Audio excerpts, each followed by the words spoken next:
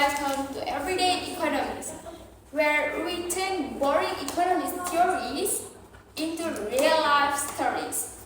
Today, we are talking about two important things. First is consumer behavior is why we buy what we buy. Second is economic distribution, how income and rewards are spread in society. So, to help us understand better, let's follow the journeys of 5 people. Starts with Aina, our ice cream addict.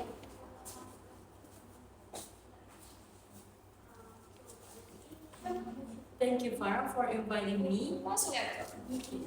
First of all, I love ice cream very much. Who doesn't love ice cream, right? Yeah. Okay, the first scoop, so good. The second scoop still tasty, but the third scoop, too much sweet.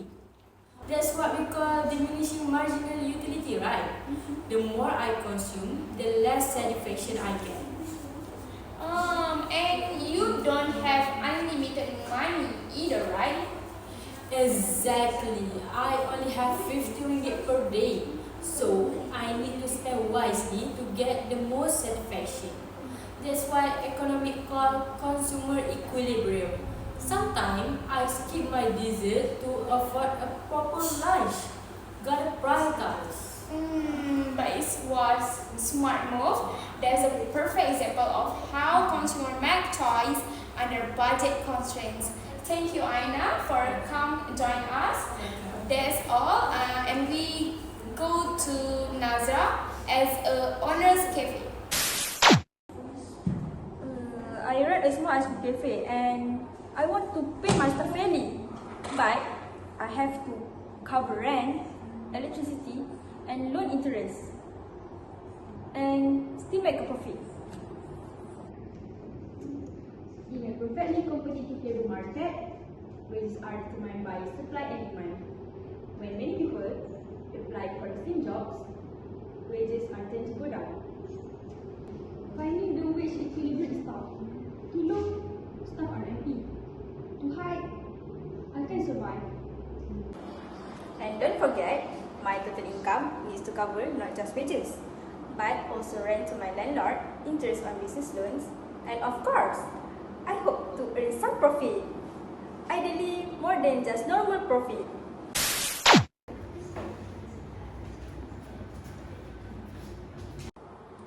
Good afternoon, I'm Lisa and I represent the Ministry of Economic Affairs. Our mission is to ensure that the nation's economic growth benefits everyone, not just large corporations or the wealthy, but also everyday workers, small business owners and consumers.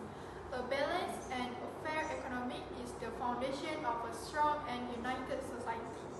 One of our main objectives is to promote fair income distribution across all levels of society. We want to make sure that people like Aina, who works hard every day, are paid fairly for their efforts.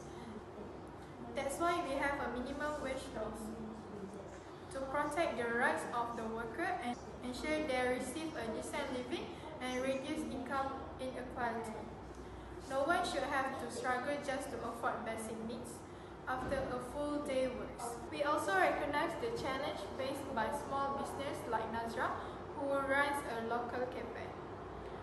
To support people like her, we introduce measures such as rent control policy so that small businesses are not pushed out due to rising operational costs. This initiative helps maintain diversity in our local economy and protect community livelihoods. In addition, we ensure that large corporations contribute their fair share to the economy. Through progressive tax policy, companies with higher profit pay more in taxes. The more they earn, the more they give back to support public service for everyone. This policy helps keep the economy balanced so no one gets left behind. Not the workers, not the small business, and not the consumer. When everyone is supported, we build a strong and fairer nation. Alright, let's take a moment to wrap up everything that we have learned today.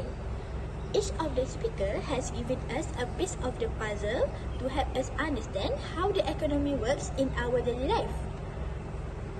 First, Aina explained consumer behavior and marginal utility, like how we make choices based on the certification that we receive.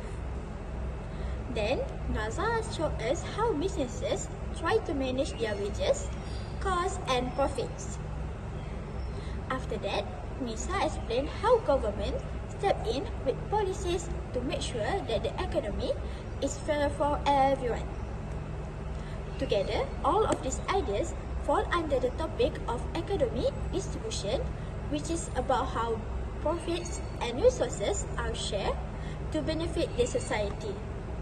So, what does this all mean for all of us? It means economy isn't just something that we learn in class. It's in the prices we pay, the shop we choose, and even in the small decision like which ice cream to buy. In other words, economy is all around us. It's a part of everyday life. Thank you. So, if we all understood economic like this, maybe we spend smarter and eat fewer ice cream, right? Never too much ice cream, but yes, I will think before I splurge next time. And I will try to balance my cost better while still being fair to my team. The government has your back, but we have a role to play. In the end, it's all about balance between wants, needs, income, and finance. That's all from Everyday Economics. Remember, every ringgit you spend is a decision. Spend wisely, live smart, and understand the value behind your choice. Before we end, a big thank you to all our amazing guests today, Aina, Nazra, Nisa, and Biha. Thank you for sharing your story and insights. You have made economic not only clear, but also more fun to understand. It was a pleasure having you on Everyday Economics. Let's make a pause to keep our memories.